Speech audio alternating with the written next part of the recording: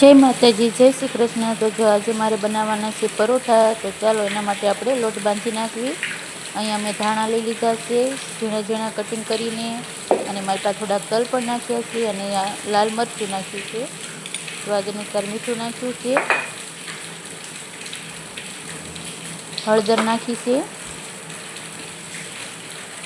धाणा जीरुं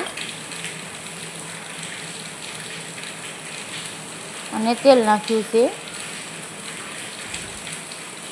2 પાવડા જેટલું મેં અહીંયા તેલ નાખ્યું છે અને થોડુંક પાણી નાખીને સરસ મિક્સ કરી નાખવી, એટલે બધા મસાલા સરસ મિક્સ થઈ જાય। તમે જોઈ શકો છો। અમે તો આવી રીતે પરોઠા બનાવીએ। હવે મારી પાસે આપણે ઘઉંનો લોટ નાખવાનો છે।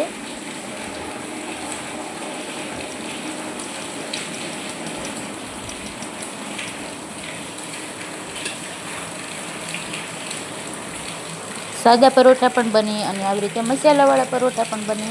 तो आज मैं वातावरण ठंडू हतुं एटले मसालावाळा परोठा बनाव्या। हवे सरस आपणे लोट बांधी नाखवानो छे, बधा मसाला मिक्स करीने।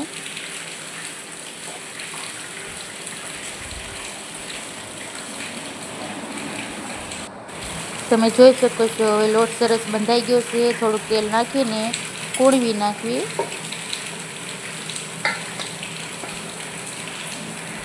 सरस कूणवी नाखवी એટલે આપણા પરોઠા સરસ બને।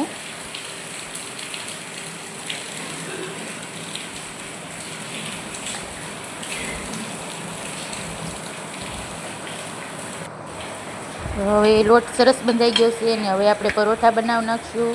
તો તમે જોઈ શકો છો બહુ સરસ બને। અમે તો આવી રીતે બનાવી, સરસ વણી નાખવાના છે ત્રિકોણીયા પરોઠા। ठंडा वातावरण में बहु मजा आवे। आनी हारे चा पण सरस लागे, चा ने परोठा पण बहु सरस लागे। अत्यारे वातावरण वरसादवाळुं छे એટલે बहु सरस लागे। सरस रीते वणी नाखवाना छे त्रिकोणिया परोठा।